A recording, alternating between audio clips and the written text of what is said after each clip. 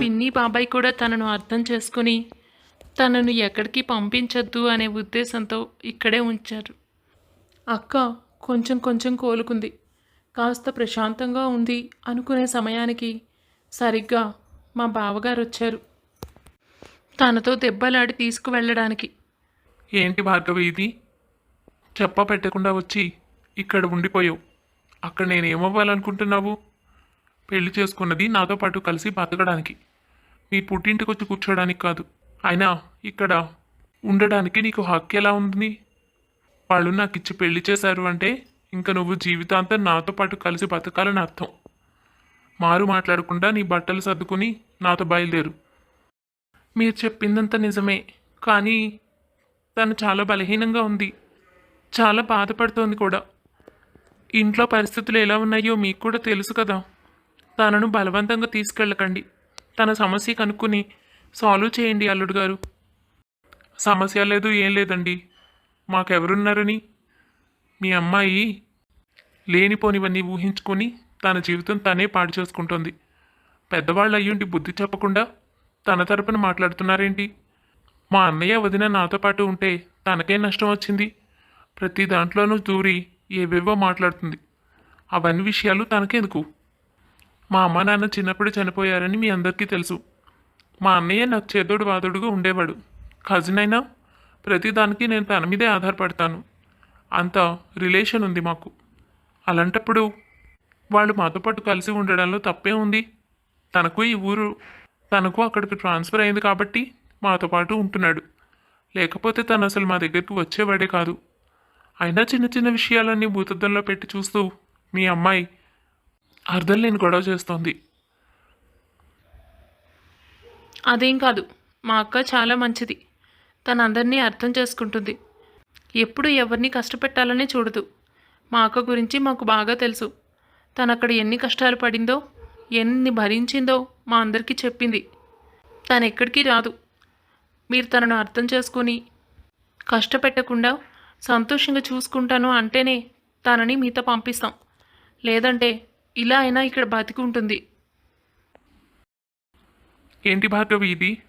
ఎవరితో పడితే వాళ్ళతో నన్ను మాటలు అనిపిస్తున్నావు? నాకు కోపం ఎక్కువైన సంగతి నీకు బాగా తెలుసు. ఇంకా చాలా ఓపికగా మాట్లాడుతున్నాను. ఇప్పటికిప్పుడు బయలుదేరి నువ్వు రాకపోయావంటే నాలో వేరే కోణాన్ని చూడాల్సి వస్తుంది. అయినా నీకేం కష్టం వచ్చిందని వీళ్ళందరితో నువ్వేం చెప్పుకున్నావు? నీకు ఏదైనా సమస్య వస్తే నాతో చెప్పాలి, అంతేకాని అందరి ముందు చెప్పి నన్ను అల్లరిపాలు చేస్తావా? మీతో నేను చాలాసార్లు చెప్పాను, కానీ మీరు నా మాట వినిపించుకోవడం లేదు. మీరు చేసుకుంటున్నారు, నన్ను తిడుతున్నారు. అన్ని విషయాలు తెలిసి అలా మాట్లాడుతున్నారేంటి? నేను నీ భర్తని, ఏదైనా చేస్తాను. అంత మాత్రాన వదిలేసి వచ్చేస్తావా? కాస్త ఓర్పు సహనం అనేది ఉండాలి. నేను వెళ్ళిపోమని నేనైతే చెప్పలేదే. ఇప్పుడు నువ్వు వస్తున్నావా రావట్లేదా? మా అక్క రాదు. మీరు ఇలా తనకి ఇష్టం లేకుండా ఫోర్స్ చేస్తే ఊరి పెద్దలందరినీ పిలవాల్సి ఉంటుంది. అందరికీ తెలుసు అక్క ఎలాంటిదో, పిన్ని బాబాయ్ ఎలాంటి వాళ్ళు. మీరు తనను ఎన్ని కష్టాలు పెడుతున్నారు. వచ్చేదే అయితే ఇంతసేపు మీతో వాదించేది కాదు. తనను ప్రశాంతంగా బతకనివ్వండి. తన సమస్య ఏంటో, మీ ఇంట్లో ఉన్న సమస్య ఏంటో అర్థం చేసుకుని అప్పుడొచ్చి తీసుకెళ్ళండి బావగారు. ఇప్పుడు ఇలా గొడవ చేశారంటే ఊళ్ళో అందరూ పోగొతారు. మీ ఇష్టం, మీకే మర్యాదగా ఉండదు. సారిక అలా మాట్లాడడంతో అతనికి చాలా కోపం వస్తుంది. ఇప్పటికైతే నేను తిరిగి వెళ్ళిపోతున్నాను. భార్గవి, నేను వదిలిపెట్టను, గుర్తుపెట్టుకో. ఊళ్ళో అందరి ముందు చులకం చేస్తానని బెదిరిస్తున్నారా అందరూ కలిసి? చెప్తా, ఏం చేయాలో నాకు చాలా బాగా తెలుసు. అలా బావగారు చాలా కోపంగా అక్కడి నుంచి వెళ్ళిపోయారు. అప్పటి నుంచి అదే బాధతో బిక్కుబిక్కుమంటూ ఉండేది. ఆయన అసలే కోపిష్టి అన్న విషయం తనకు బాగా తెలుసు కదా. కానీ ఆ పరిస్థితుల్లో అంతకంటే మేము ఇంకేం చేయలేకపోయాం. అప్పుడు బాబాయ్ కూడా ఊళ్ళో లేరు.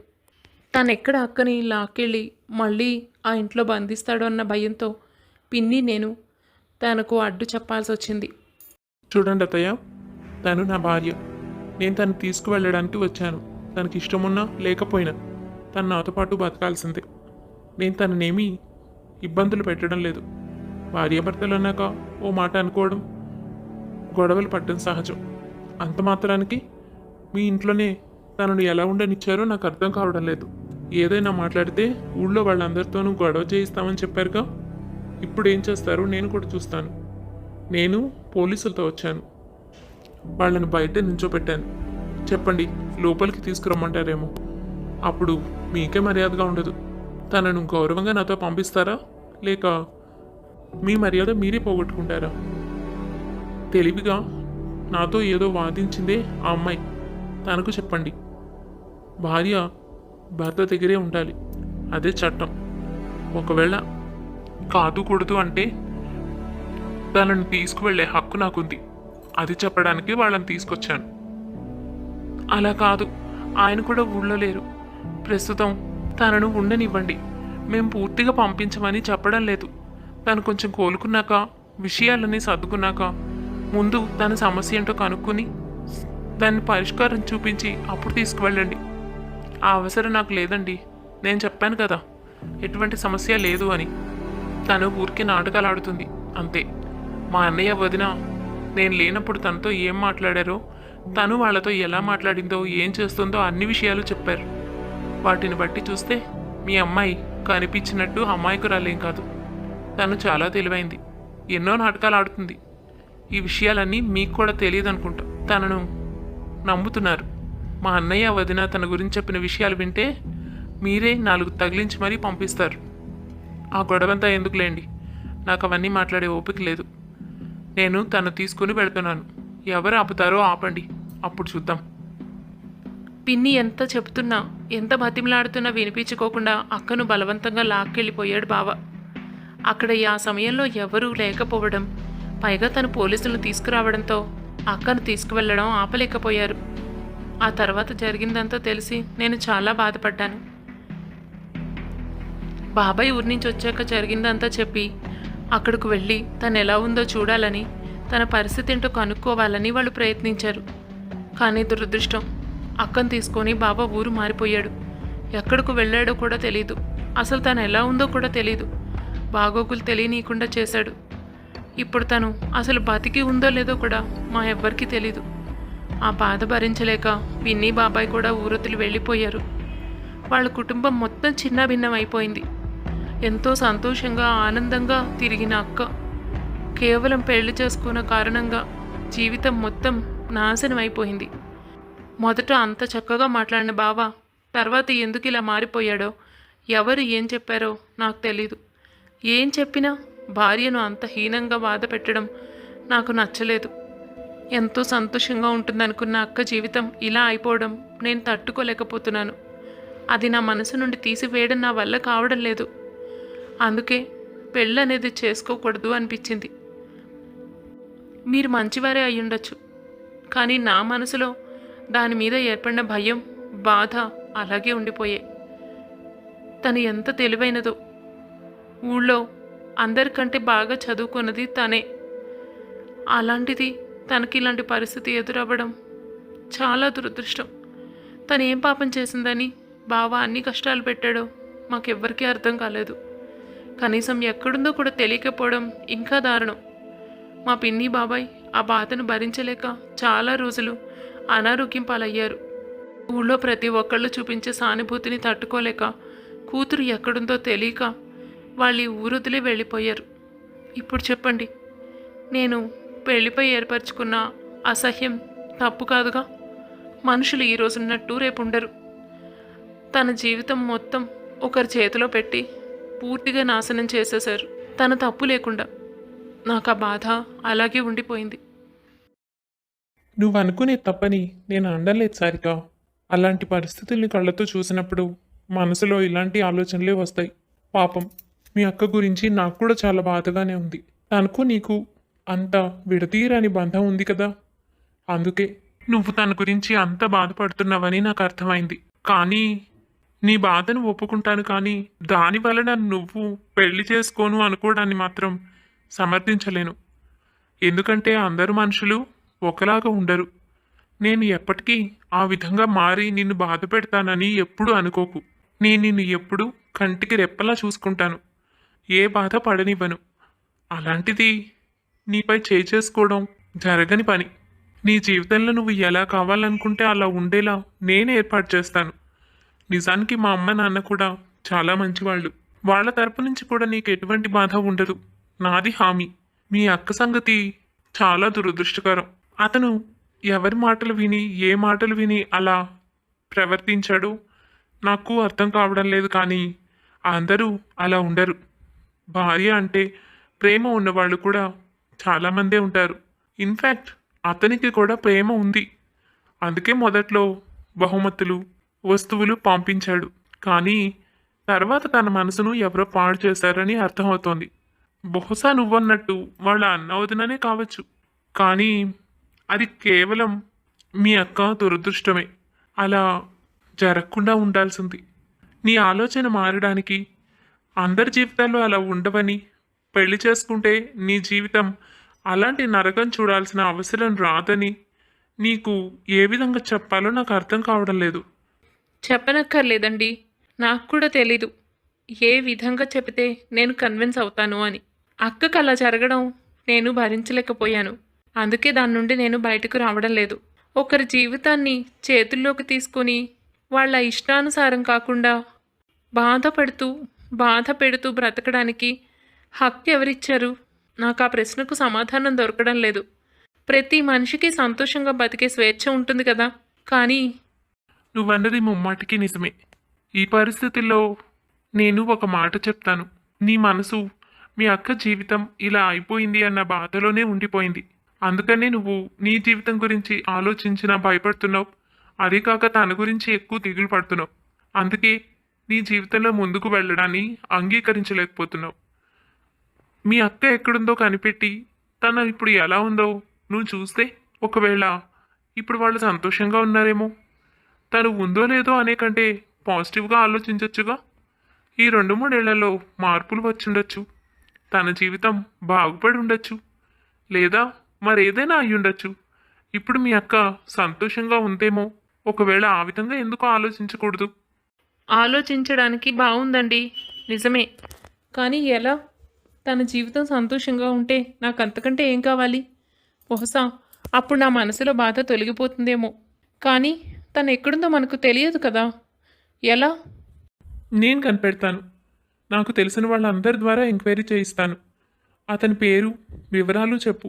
మీ అక్క ఫోటో ఇవ్వు, అతని ఫోటో ఇవ్వు. ఇవన్నీ నీ దగ్గర ఉండే ఉంటాయి కదా. వాళ్ళ పెళ్లి ఫోటో ఇచ్చినా చాలు. దాని నుంచి వాళ్ళు ఎక్కడున్నారో ఏంటో అన్నీ ఎంక్వైరీ చేస్తాను. అక్కడ వివరాలు తెలియచ్చు. నాకు తెలిసిన వాళ్ళు చాలామందే ఉన్నారు. ఎలాగోలా మీ అక్క ఎక్కడుందో వెతికి పట్టుకుందాం. అప్పుడే నీ మనసు కుదుట పడుతుందని నాకు అనిపిస్తోంది. ఆ తర్వాత కూడా నువ్వు ఏ నిర్ణయం తీసుకున్నా దానికి కట్టుబడే ఉంటాను. ఈలోపు నా గురించి కూడా నువ్వు కొంత తెలుసుకోవచ్చు. ఈ విధంగా ఇద్దరం కలిసి మీ అక్కను వెతికి పట్టుకుందాం. ఇప్పుడు సంతోషమేనా? ఆ, నిజంగా అలాంటి అవకాశం ఉంటే నాకు చాలా సంతోషం. తను ఎక్కడుందో వెతికి పట్టుకుని నిజంగా మీరన్నట్టు హ్యాపీగా ఉంటే నాకు అంతకంటే ఏం కావాలి? మారు మాట్లాడకుండా పెళ్ళికి సంతోషంగా ఒప్పుకుంటాను. అలా జరగాలని 1000 దేవుళ్లను మొక్కుకుంటాను. మా అక్క సంతోషంగా ఉంటే చూడాలనుంది. అప్పుడు సారిక తన దగ్గర ఉన్న భార్గవి భర్త ఫోటోలను సంపత్కి చూపిస్తుంది. సంపత్ తనకు తెలిసిన వాళ్ళందరి ద్వారా వాళ్ళ గురించి ఎంక్వైరీ చేయాలని అనుకుంటాడు. ఈ క్రమంలోనే తరచూ సంపత్ ఆఫీస్కి సారిక వెళుతూ ఉండేది. కాసేపు వాళ్ళిద్దరూ మాట్లాడుకోవడానికి కూడా సమయం దొరికేది. నెమ్మదిగా సంపత్ని సారిక అర్థం చేసుకోవడం మొదలుపెట్టింది. సంపత్ కూడా తనను బలవంతం పెట్టలేదు. నిదానంగా తన మనసు మారుద్దామని అనుకున్నాడు. తల్లిదండ్రులతో కూడా అదే విషయాన్ని చెప్పాడు. వాళ్ళు అంగీకరించడంతో సారిక మనసును మళ్లించడానికి మరికొంత సమయం దొరికింది సంపత్కి. అప్పుడప్పుడు సారిక హాస్పిటల్ దగ్గర, మరోసారి సంపత్ ఆఫీస్ దగ్గర వాళ్ళిద్దరూ కలిసి మాట్లాడుకుంటూ ఉండేవారు. అదే క్రమంలో ఒకరోజు ఆఫీస్ దగ్గర, ఏంటి సంపత్ గారు, మనం ఇన్ని రోజుల నుంచి ట్రై చేస్తున్నాం కదా, మనకు ఏ విధమైన క్లూ దొరకడం లేదే. ఎలాగైనా అక్కను పట్టుకోవాలని అనుకున్నాం, కానీ ఈ పని అయ్యేలాగా లేదు. లేదు సారిక, నాకు వాళ్ళు ఈ చుట్టుపక్కలే ఎక్కడో ఉన్నారన్న సమాచారం అందింది. ఎక్కడ అన్నదే కనిపెట్టాలి. ఎవరో తెలిసిన వాళ్ళు మీ బావను చూసామని చెప్పారు. సో నాకు తెలిసి తొందరలోనే మనం కనిపెడతాం అనుకుంటున్నాను. Don't worry. అలా మాట్లాడుకుంటూ ఉండగానే వెనక నుంచి భార్గవి భర్త బయటకు వస్తాడు. తను బయటకు వచ్చి ఏదో కాల్ మాట్లాడుతూ ఉండగానే మాటల మధ్యలో సారిక తనను గమనిస్తుంది. సంపత్ గారు చూడండి, తను తను మా బావగారే కదా. ఒకసారి మీరు కూడా బాగా అబ్జర్వ్ చేయండి. ఖచ్చితంగా తను మా బావగారే. సంపత్ కూడా అవునంటాడు. వాళ్ళిద్దరూ తనక్కడికి రావడం చూసి ఆశ్చర్యపోతారు. పదండి సంపత్ గారు, తన వెనకాలే వెళదాం. వాళ్ళు ఎక్కడున్నారో ఏంటో, ఇప్పుడు మా అక్క ఎలా ఉందో, అసలు తను మా అక్కను ఏం చేశాడో అన్ని విషయాలు తెలుస్తాయి. ఇంటికి వెళ్ళాకనే తనతో మాట్లాడదాం. ఇప్పుడు ఏమీ తెలియనట్టు వెనకాలే వెళదాం పదండి. అలాగే తనను వెంబడిస్తూ వెనకాలే వెళతారు వాళ్ళిద్దరూ. నెమ్మదిగా ఇంట్లోకి వెళతాడు రవి. చుట్టూ చూసి ఏదో మాట్లాడతాడు. ఎవరినో పిలుస్తాడు. తను ఏం మాట్లాడుతున్నాడో సరిగ్గా అర్థం కావడం లేదు. ఎవరిని పిలుస్తున్నాడో కూడా తెలియడం లేదు. భార్గవి అనైతే నాకు వినిపించలేదు. ఏదో పేరు వినిపిస్తోంది. ఏం చేశాడో ఏంటో. మా అక్కని ఏదైనా చేసి ఇంకో పెళ్లి చేసుకున్నాడంటారా? చేసుకుంటాడు. అసలైనా ఇతను మీ ఆఫీస్కి ఎందుకు వచ్చాడు? మీకు ఏం తెలీదా? సారిక, ముందు నువ్వు కంగారు పడకు. అసలు లోపల తను ఏం మాట్లాడుతున్నాడో కూడా తెలియకుండా నువ్వెందుకు లేనిపోని ఊహించుకుంటావు? ఈరోజు కొత్త పోస్ట్ కోసం ఇంటర్వ్యూస్ ఉన్నాయని తెలుసు. బహుశా దానికోసమే వచ్చుంటాడు. అందుకే నేను మిస్ అయ్యాను. ఎందుకంటే దానికి కోఆర్డినేటర్ నేను కాదు. మేబీ చాలామంది ఉన్నారు కదా, నేను తనని చూసుండకపోవచ్చు. నెమ్మదిగా లోపలికి వెళదాం. అతను లోపలికి వెళ్ళినట్టున్నాడు. లోపల పరిశీలించాక పిలిచి మాట్లాడదాం. ఇక్కడి దాకా వచ్చాక విషయం దాచేదేముంది? అలా వాళ్ళిద్దరూ లోపలికి అడుగు పెడతారు. పరిసరాలన్నీ పరిశీలించిన తర్వాత తనను పిలుస్తుంది సారిక. సారిక, నువ్వా? ఎన్నాళ్ళయింది చూసి? ఈ ఇల్లు ఎలా తెలిసింది? మీరే ఇక్కడికి ఎలా వచ్చారు? మేము ఎలా వచ్చామో పక్కన పెట్టండి బావగారు. ముందు మా అక్కను ఏం చేశారో ఆ విషయం చెప్పండి. నువ్వు తోడగొట్టిన దానివేం కాదు కదా. నీకేంటి అడిగే హక్కు అని మాత్రం అనొద్దు. నేను తన కోసమే వెతుక్కుంటూ వచ్చాను. మీరు నాకు ఇందాకే రోడ్డు మీద కనిపించారు. అప్పటి నుంచి వెంబడిస్తున్నాను. అంతే, అంతకుమించి మరేం లేదు. ముందు మా అక్క ఎక్కడుందో చెప్పండి. అసలు ఉందా లేదా? తను ఏమైనా చేసేసారా? మీరు ఇంకో పెళ్లి చేసుకున్నారా? మా అక్క మీకు ఏమన్యాయం చేసింది? తనను ఎన్ని బాధలు పెట్టారు? పెళ్ళైన తర్వాత ఒక్కరోజు తను నవ్వుతూ ఉండడం చూడలేదు. అసలు మీలాంటి వాళ్ళకి పెళ్ళెందుకు? సారిక, నిజమే. నువ్వన్న మాటలన్నీ నేను ఒప్పుకుంటున్నాను. కానీ ఒక్కసారి నాకు కూడా మాట్లాడే అవకాశం ఇవ్వచ్చుగా? మీలాంటి వాళ్ళకి అవకాశం ఇవ్వకూడదు. ఒకసారి ఇచ్చిన అవకాశం చాలలేదు. మా అక్క జీవితం నాశనం చేశారు. అసలు మా అక్క ఎక్కడుందో చెప్పండి చాలు. ఇంట్లో ఉందా లేదా? ఇంట్లో ఎవరున్నారు? పిలవండి. సారిక మాట్లాడుతుండగానే లోపల నుంచి భార్గవి బయటకు వచ్చింది. కానీ తను వీల్చైర్లో ఉంది. అది చూసి కంగారు పడి సారిక, అక్క, చివరికి నీకు ఈ గతి పట్టించాడా ఇతను? నేను అనుకుంటూనే ఉన్నాను, ఇతను నిన్ను ఏ విధంగానూ జీవితంలో బతకనివ్వడని. అనుకున్నంత పని అయ్యింది. అక్క, నువ్వెలా ఉన్నావు? కనీసం నాకు ఇలా కనిపించావు. నువ్వేమైపోయావో, అసలు ఉన్నావో లేదో అని నేను ఎంత బెంగెట్టుకున్నానో తెలుసా? రా అక్క, మనం వెళ్ళిపోదాం. ఇకపై ఇతనికి భయపడేది లేదు. నిన్ను ఈ పరిస్థితికి కూడా తీసుకొచ్చిన తర్వాత ఇతన్ని నువ్వు ఇంకా ఎలా క్షమిస్తున్నావు? పిన్ని బాబాయ్ ఏమైపోయారో కూడా తెలీదు. ఊరు వదిలి వెళ్ళిపోయారక్క. నీ క్షేమ సమాచారాలు కూడా వాళ్ళకు తెలియవు. నిన్ను తీసుకుని ఊరు దాటి వెళ్ళిపోయాడుగా. మళ్ళీ ఈ ఊరికి ఎందుకు వచ్చాడు? సారిక, నా గురించి మీ అందరూ చాలా కంగారు పడుతున్నారని నాకు తెలుసమ్మా. కానీ కంగారు పడకు. ఆయన్ను నిందించొద్దు. ఆయన ఇప్పుడు బాగా మారిపోయారు. చాలా దెబ్బతిన్నారు. ఇప్పుడు చెప్పాలంటే నన్ను ఆయనే కంటికి రెప్పలా చూసుకుంటున్నారు. తొందరపడకు. జరిగిందేంటో మొత్తం చెప్తాను. కాస్త కంగారు పడకుండా ఉండవే. ఏంటక్క నువ్వు మాట్లాడేది? నిజమే సారిక, ఇప్పుడు ఆయన చాలా మారిపోయారు. నన్ను చాలా జాగ్రత్తగా చూసుకుంటున్నారు. నిజానికి వాళ్ళ అన్నయ్యను వదిన్ను నమ్మి ఆయన మోసపోయారు. ఆ విషయం నాకు అప్పట్లోనే తెలుసు. వాళ్ళు సరైన మనుషులు కారని, లేనిపోని జోక్యం చేసుకుని మా జీవితం నాశనం చేస్తున్నారని నేను అర్థం చేసుకున్నాను. కానీ ఆయన పాపం వాళ్ళను గుడ్డిగా నమ్మారు. చిన్నప్పటి నుంచి ఎవరూ లేకపోవడంతో వాళ్ళే తనకు సర్వస్వం అనుకున్నారు. కానీ వాళ్ళు ఈయన వెనక ఉన్న డబ్బుని, ఈయన దాచుకున్న డబ్బుని ఏదో ఒక విధంగా కాజేయాలని ప్లాన్ వేశారు. ఆ విషయం ఈయన గ్రహించలేకపోయారు. పెళ్ళి అయ్యేదాకా ఊరుకుని పెళ్ళైనప్పటి నుంచి మా ఇద్దరిని విడగొట్టడమే ధ్యేయంగా పెట్టుకున్నారు. అందుకే నా దగ్గర ఒక మాట, ఆయన దగ్గర ఒక మాట చెప్తూ మా ఇద్దరిని విడదీస్తూ దూరం పెంచుతూ వచ్చారు సారిక.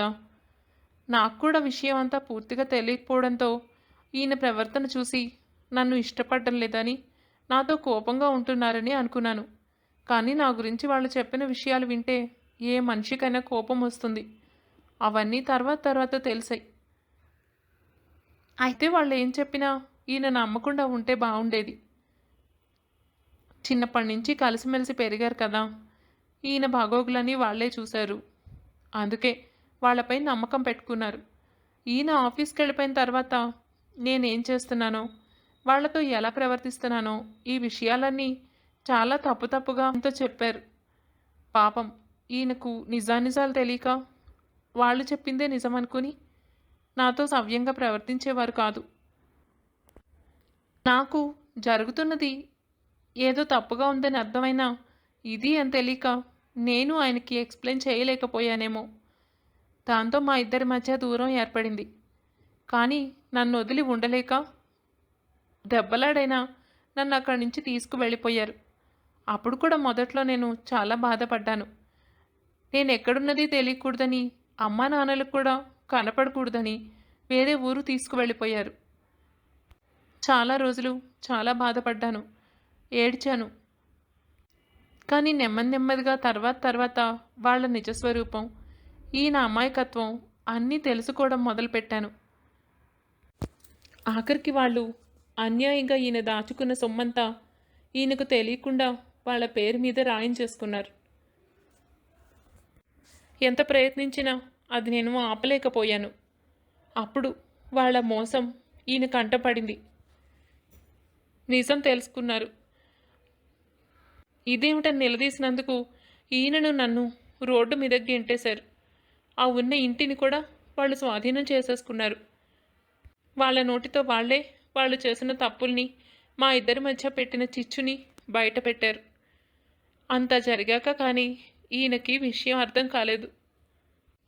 ఏం చేస్తాం, పరిస్థితులు అలాంటివి. కానీ అప్పుడే ఈయన నా గురించి పూర్తిగా అర్థం చేసుకున్నారు. అప్పటికే నేను ఈయన గురించి అర్థం చేసుకున్నాను. దాంతో ఇద్దరం రోడ్డున పడినా ఒకరికొకరం ముడిపడ్డాం. అలాగా అక్క. కానీ మరి నీ కాళ్ళు? అది ఒక చిన్న యాక్సిడెంట్ సారిక, అనుకోకుండా జరిగింది. కొద్ది రోజుల్లో క్యూర్ అవుతుందని డాక్టర్ చెప్పారు. నువ్వు కంగారు పడకు. కావాలంటే రిపోర్ట్స్ అవి నీకు చూపిస్తాను.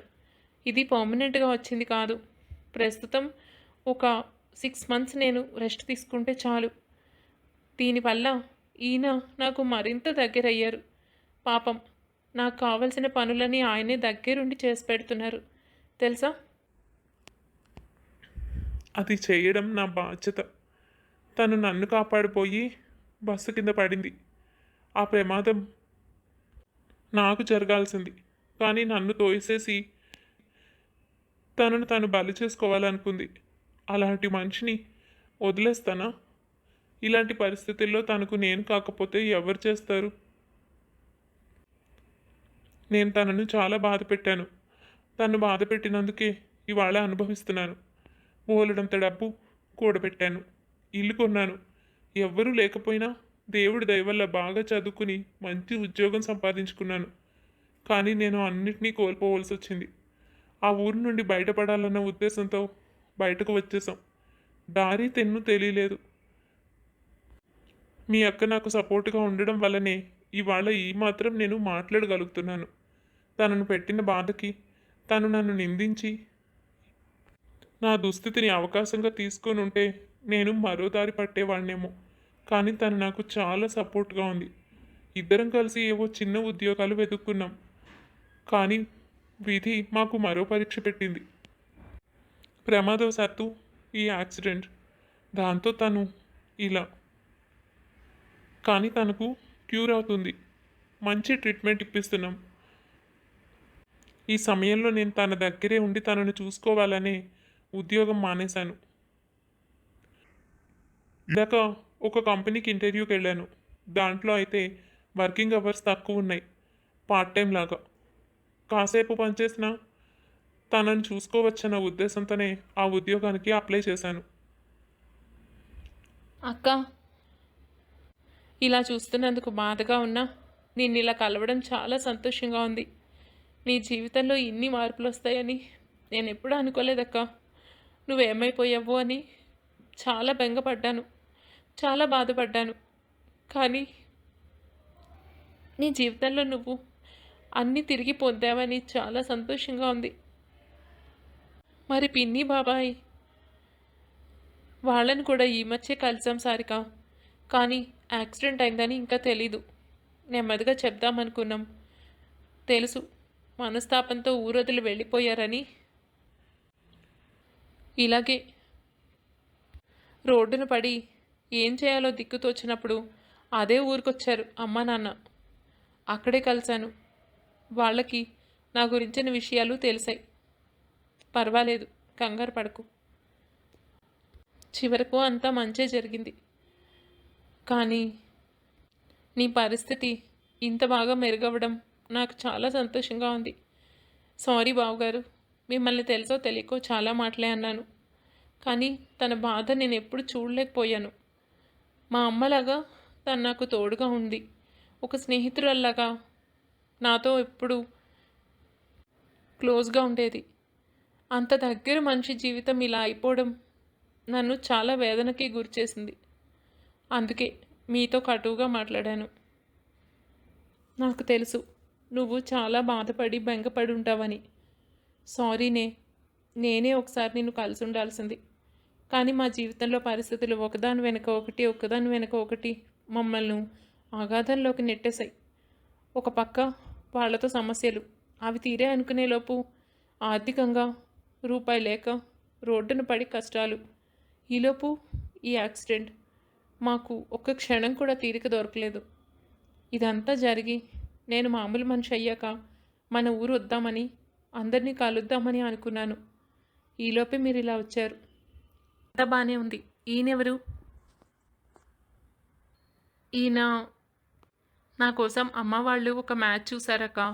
ఆల్మోస్ట్ సంబంధం కుదిరిపోయినట్టే. ఈయన సంపత్ గారు. నిన్ను వెతకాలి అంటే నాతో పాటు హెల్ప్గా వచ్చారు. చాలా రోజుల నుంచి నువ్వు ఎక్కడున్నావో తెలుసుకోవాలని మేము వెతుకుతూనే ఉన్నాం. నిజానికి నిన్ను చూస్తే తప్ప నేను మళ్ళీ పెళ్లి చేసుకోనని ఆయనతో చెప్పాను. అందుకే పాపం ఇలా పిచ్చి పిల్ల. ఎందుకే? నాకైతే ఒక విషయం అర్థమైంది సారిక. కాలం అన్నిటినీ మారుస్తుంది. ఈరోజున్నట్టే రేపు ఉంటుందని భయపడి పారిపోకూడదు. కాస్త ధైర్యంగా నిలబడి పరిస్థితులను అర్థం చేసుకుంటే ఏ సమస్యలైనా సాల్వ్ అవుతాయి. ఏదో ఒక విధంగా దారి చూపిస్తాయి. నా జీవితం ద్వారా నేను నేర్చుకున్న పాఠం అది. ఆ రోజు నేను ఫేస్ చేసిన పరిస్థితులకి ఇవాళ నా భర్తలో వచ్చిన మార్పుకి సంబంధమే లేదు. అది కేవలం కాలం నాకిచ్చిన బహుమతి. కాస్త ఓపికగా పరిస్థితుల్ని అర్థం చేసుకుంటే జీవితంలో మార్పులు జరుగుతాయి. కొంచెం ఓపిక అవసరం, అంతే.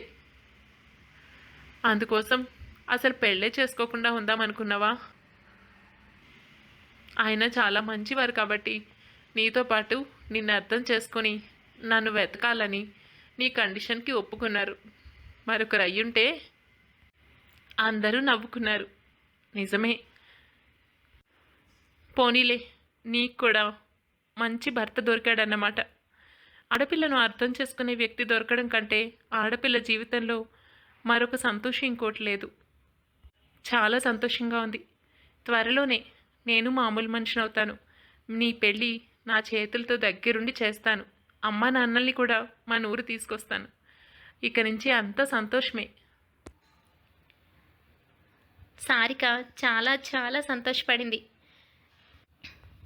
అవును, కాలం అన్నిటికీ సమాధానం చెప్తుంది. ఈరోజు ఉన్నది రేపు ఉండదు.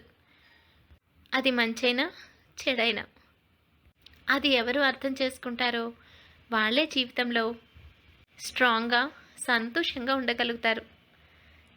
ఆ తర్వాత భార్గవి కూడా తను చెప్పినట్టుగానే సారిక పెళ్ళికి దగ్గరుండి పనులన్నీ చేయడం కోసం అక్కడికి వస్తుంది. అందరూ కలిసి సంతోషంగా సారికకు సంపత్కి పెళ్లి చేస్తారు.